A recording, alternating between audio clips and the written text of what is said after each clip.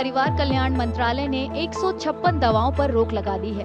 इन्हें अमूमन कॉकटेल दवाएं कहा जाता है। सेहत के जोखिमों की आशंका और इलाज के लिए इनकी अनिवार्यता न होना रोक लगाने की वजह है। इन दवाओं में तय अनुपात में 2 या 2 से ज्यादा एक्टिव फार्मास्यूटिकल इंग्रेडिएंट होते हैं। इनका इस्तेमाल बुखार, सर्दी, दर्द और एलर्जी जैसी बीमारियों के इलाज में किया जाता है। स्वास्थ्य मंत्रालय ने ड्रग्स एंड कॉस्मेटिक्स एक्ट 1940 की धारा 26A के तहत फौरन रोक लागू कर दी है।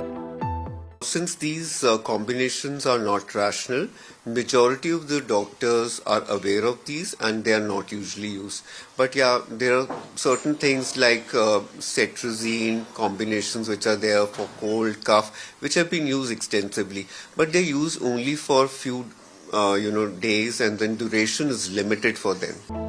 रोग के दायरे में भारी मात्रा में इस्तेमाल होने वाले एंटीबायोटिक्स, पेन किलर और मल्टीविटामिन्स हैं।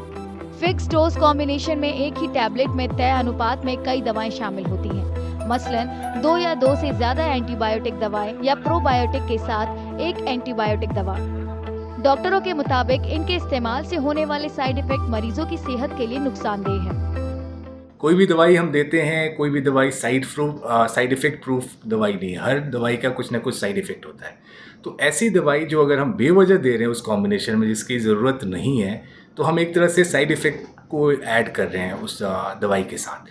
तो इसलिए बहुत ज़रूरी है कि इस तरह के इरेशनल जो FDCs हैं जिसमें एक दवाई की ज़रूरत है और बाकी दवाइयों की ज़रूरत नहीं है, ऐसा हम अवॉइड करें।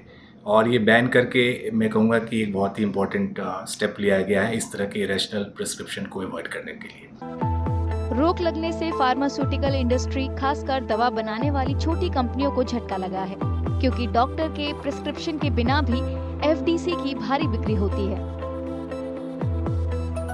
उम्मीद है कि रोक के बाद इंडस्ट्री सुरक्षा और बेहतर असर को प्राथमिकता देने की दिशा में गंभीरता से सोचेगी।